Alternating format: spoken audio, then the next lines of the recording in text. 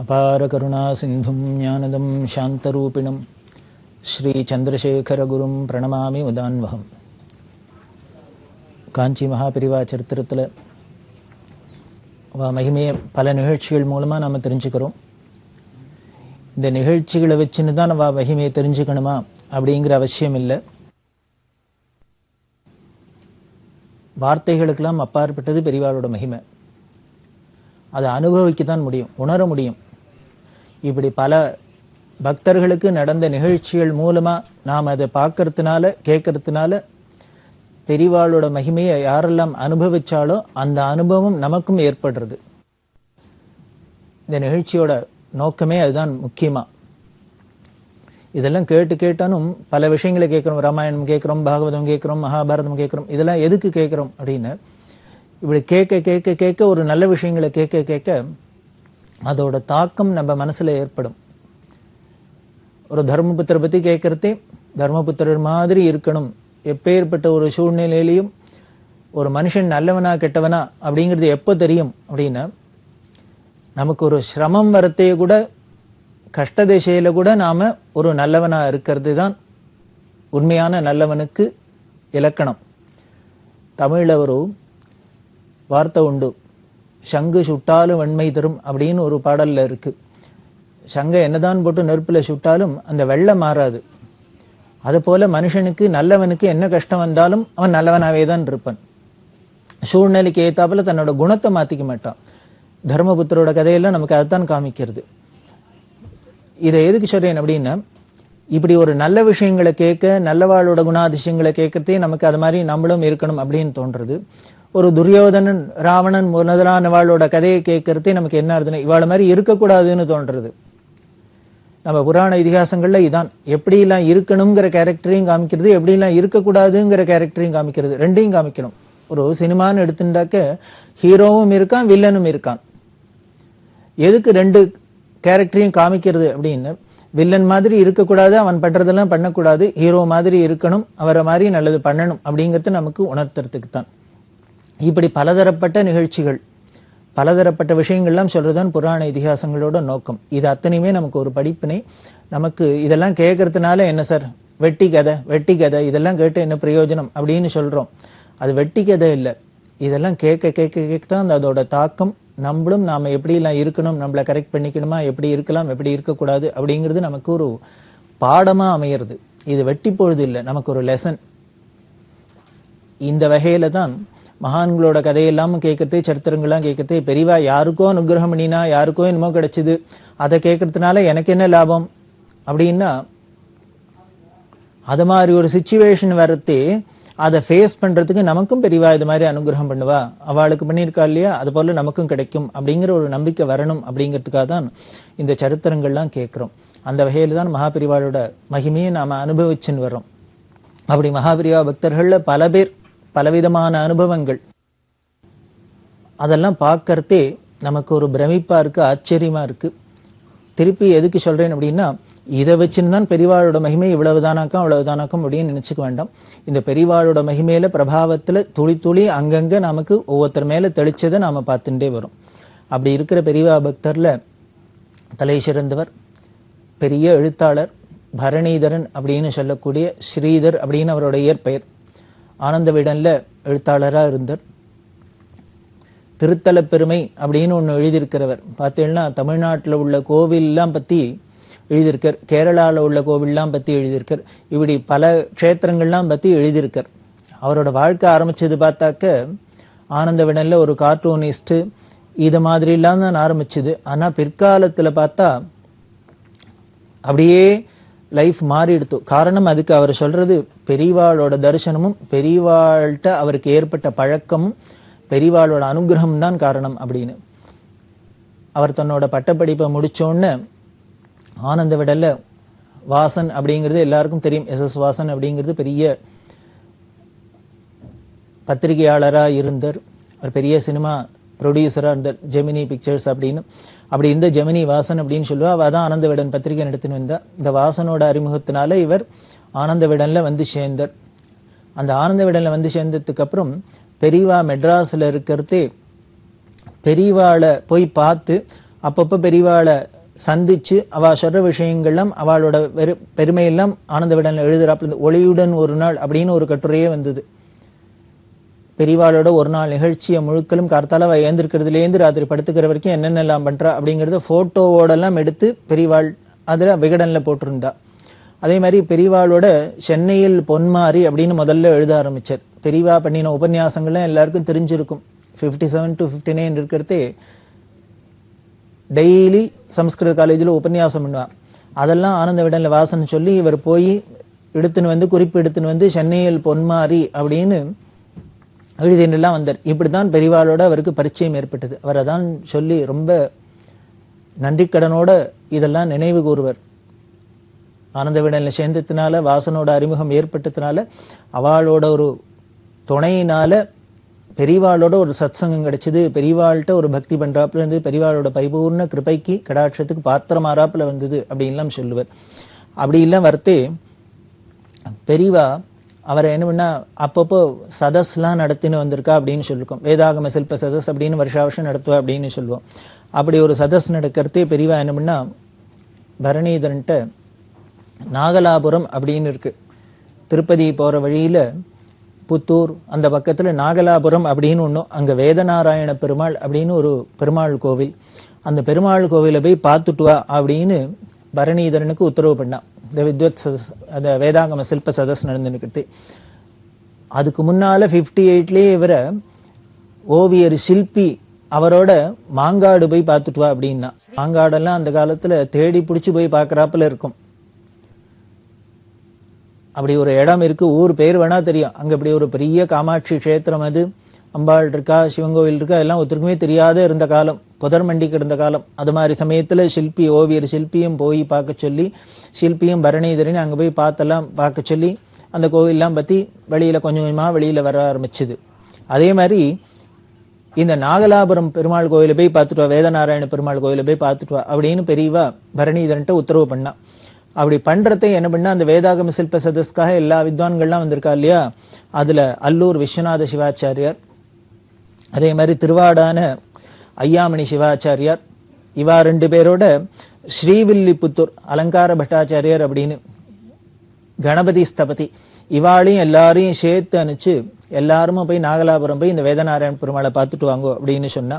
அப்போ photographer J Sadagopan அப்படின்னு அவர் தான் பெரியவாளை பல இடங்கள்ல போட்டோ எல்லாம் எடுத்திருக்கார், வீடியோஸ் எடுத்ததெல்லாம். அந்த ஆகம சில்ப சதஸ்ல பெரியவா பேசுறது அந்த நிகழ்ச்சிகள்லாம் வீடியோ எடுத்து திருச்சியில இருந்த ஜே ஷடகோபன் அவர் ரொம்ப உபகாரம் பண்ணியிருக்க. பெரியவாளை அந்த காலத்திலே ஒரு கேமரா வச்சுன்னு வண்டியை கூட போய் பெரியவாளோட எடுத்தவர், ரெக்கார்டு பண்ணினவர். இன்னைக்கு பெரியவாளை நாம நடக்கிறாப்புல பெரியவாளோட மூமெண்ட்ல பெரியவாளை இந்த மாதிரி எல்லாம் பாக்குறோம் அப்படின்னா அவளோட திருவுருவத்தை பார்க்க முடியுது, அவ பேசுறதை கேட்க முடியுது. இதெல்லாம் பண்றதுன்னா இந்த ஷடகோபன் ஒருத்தர் அப்படின்னு சொல்லணும். முக்கியமா இவாள்லாம் போயிட்டு வா அப்படின்னு சொன்னாக்க இவாள்லாம் எல்லாரும் போறதுக்கு கலைமகள் ராமரத்னம் அப்படின்னு இருந்தார். இந்த கலைமகள் ராமரத்னம் அவர் பெரிய கார் இவாளுக்கு சௌரியம் பண்ணி கொடுத்து எல்லாரும் பெரியவாள்கிட்ட அப்படி பக்தியா இருந்திருக்கா. பல பேர் பல விதத்துல கைங்கரியம் பண்ணியிருக்கா. கலைமகள்லாம் பெரியவாளுக்கு கைங்கரியம் நிறைய பண்ணியிருக்கா. அந்த குடும்பம்லாம் பெரியவாளோட அந்த உபன்யாசங்கள் எல்லாம் அந்த காலத்திலேயே புஸ்தகமா போட்டு ஆச்சாரியர் சுவாமிகள் உபன்யாசம் அப்படின்லாம் போட்டு பல கைங்கரியம் எல்லாம் பண்ணியிருக்கா, உபகாரம் பண்ணியிருக்கா. அந்த கலைமகள் ராமரத்னம் தான் இவாளுக்கெல்லாம் கார் அரேஞ்ச் பண்ணி கொடுக்க அந்த வேதநாராயண பெருமாளை போய் நாகலாபுரத்துல போய் பார்த்துட்டு வந்த. அங்க பெரியவா குறிப்பா சொன்னது, பெருமாள் கோவில்ல அந்த விமானத்துல தெற்கு பக்கத்துல வீணாதர தட்சிணாமூர்த்தி இருக்கு. தட்சிணாமூர்த்தி சந்நிதி. அந்த தட்சிணாமூர்த்தி எப்படி இருப்பன, வீணைய கையில வச்சுண்டு கரதலி வீணையோ கானவ மாடுவ உரகபூஷணு நீனே அப்படின்னு சந்திரச்சூட சிவசங்கர பார்வதி ரமணா நினைக்கே நமோ நமோ புரந்தரதாசர் பாடுறாரு. பரமேஸ்வரன் எப்படி இருக்காருன்னு கையில வீணைய வச்சுன்னு பாடின்னு இருக்காராம். அப்படி வீணைய வச்சுன்னு கானம் பண்ணிட்டு இருக்காருனாலே அவ மனசு எப்படி இருக்கும், மென்மையா இருக்குமா.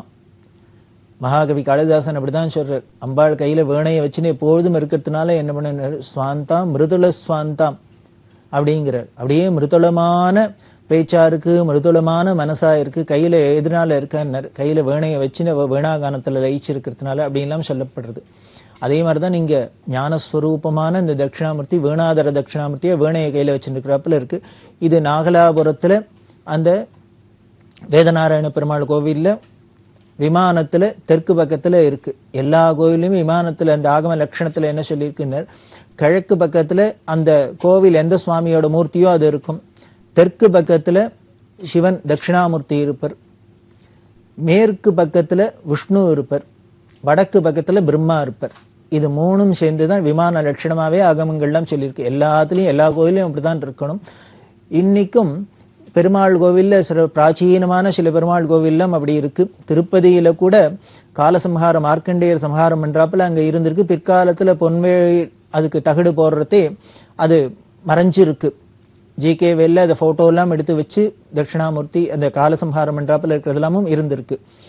இதெல்லாம் இருக்கு, போய் பார்த்துட்டு வான்னு சொல்லி அவர் போய் பார்த்துட்டு வந்து எல்லாம் பண்ணினா, இதை பெரியவா போய் பார்த்துட்டு வர சொல்லிருக்காளே எதுக்கு என்ன அப்படின்ட்டு இவர் விகடன்ல எழுதட்டுமான்னு கேட்டார். பெரியவா ஒன்றும் பதிலே சொல்லல. அதுக்கப்புறம் அந்த வருஷம் தீபாவளி மலர்ல இதை பத்தி எழுதட்டுமா அப்படின்னா பெரியவா சரின்னு சொல்லி எழுத சொல்லி பரணிதனை சொல்லு. இதுதான் இந்த கோவில் எல்லாம் பத்தி ரிசர்ச் பண்ணி அதோட விஷயங்கள்லாம் எழுதுறதுக்கு முதல்ல ஒரு பிள்ளையார் சுழி போட்டாப்புல இருந்து அடிப்படையா இருந்தது. பெரியவா பண்ண முதல்ல அனுகிரகம் இந்த திருத்தல பெருமையெல்லாம் எழுதுறதுக்கு காரணம் இதுதான். அப்படின்னு இப்படி பெரியவாளோட அந்யோன்யமான தொடர்பு ஏற்பட்டுட்டே இருந்தது இவருக்கு. அவருக்கு சில ரசமான அனுபவங்கள் பரணிதரனுக்கு. பெரியவா மெட்ராஸ்ல இருக்கிறதே இவர் என்ன பண்ணின, ஆர்.கே. நாராயணன் அப்படின்னு பிரபல எழுத்தாளர், ஆங்கில எழுத்தாளர், அவர் த கைடு அப்படின்னு ஒரு எழுதியிருந்தார். அந்த கைடுங்கிற நாவலை இவர் தமிழ்ல இங்கிலீஷ்ல டிரான்ஸ்லேட் பண்ணி தமிழ்ல டிரான்ஸ்லேட் பண்ணியிருந்தார். அந்த கைடுங்கிற நாவல் டிரான்ஸ்லேட் பண்ணினதுக்காக இவருக்கு என்ன ஆச்சு அப்படின்னர், 1000 ரூபாய் சாகித்ய நாடக அகாடமியில அவார்டு கொடுத்தா. இந்த 1000 ரூபாங்கிறது அவரோட எழுத்து பணியில ரொம்ப முக்கியமான ஒரு பெரிய சன்மானம் அப்படின்னு சொல்லலாம் அந்த காலத்துல. இவர் என்ன பண்ணார், பின்னாலே பெரியவாளோட ஜெயந்தி இருந்தது, வைகாசி அனுஷம். இப்படி புதுசா நமக்கு முதல்ல வந்திருக்கு 1000 ரூபாய், இதுல ஏதானும் பெரியவாளுக்கு ஒரு காணிக்கை செலுத்தணும் அப்படின்னு தோணி அதுல என்ன பண்ண 100 ரூபாய் பெரியவாளுக்கு பாத காணிக்கையா செலுத்துறது அப்படின்னு தீர்மானம் பண்ணிட்டார்.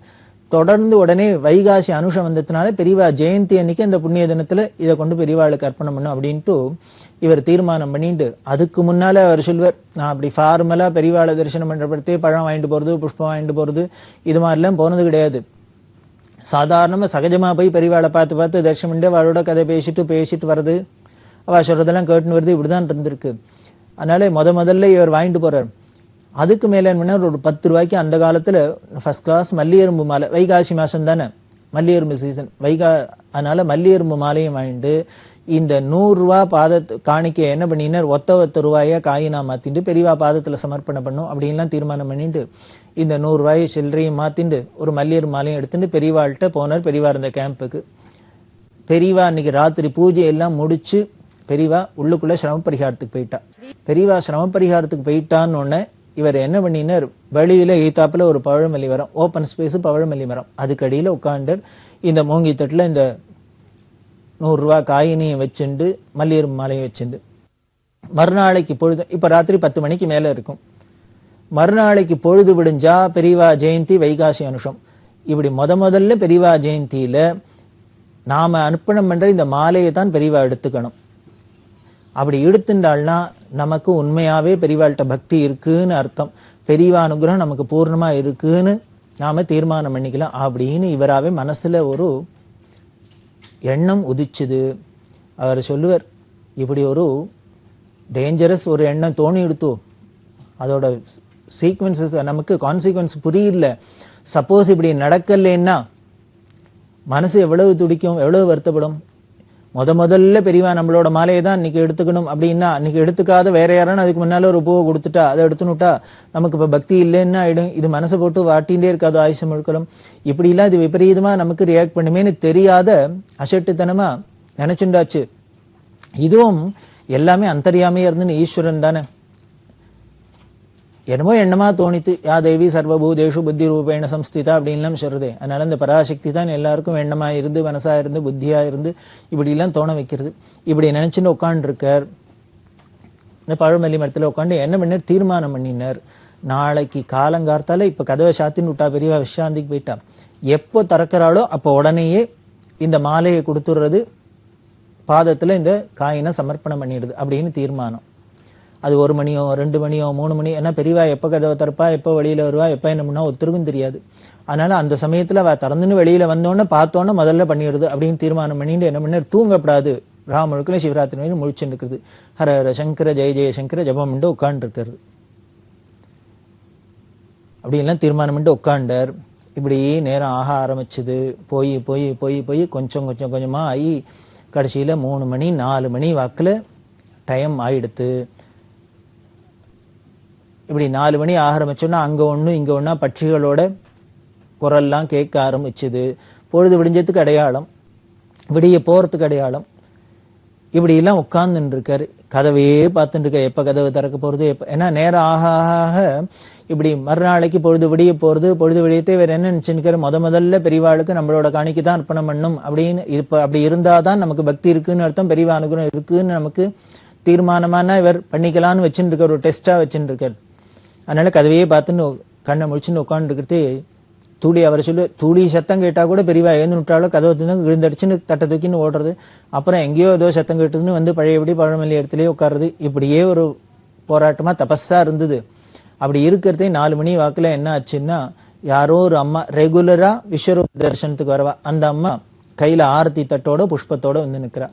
இந்த காலங்கார்த்தால விஸ்வரூப தரிசனம் அப்படின்னு சுமங்கலிகள்லாம் வந்து பெரியவாளுக்கு ஆர்த்தி எடுக்கிறது அப்படிங்கிறது ஒரு சம்பிரதாயம். அந்த அம்மா வந்து நிக்கிறா. சரி, யாரோ ஒரு அம்மா வந்து நிக்கிறா. பார்த்தா இன்னொரு அம்மா கொஞ்ச நேரத்துல வந்தா. அந்த அம்மா புஷ்பத்தெல்லாம் தூக்கிண்டு இப்படி ஒருத்தரா ஒரு 7 10 ஸ்திரீகள் வர ஆரம்பிச்சிட்டா. 10 சுவாசனைகள் வந்தவா எல்லாரும் அந்த கதவை மறைச்சுண்டு செவரு வச்சாப்புல எல்லாரும் போய் நிக்க ஆரம்பிச்சுட்டா. பொதுவாவே நான் முந்தி நீ முந்தின்னு எல்லாருக்கும் ஒரு ஆர்வத்துல இருக்குமோ இல்லையோ, போட்டா போட்டி இருக்குமே.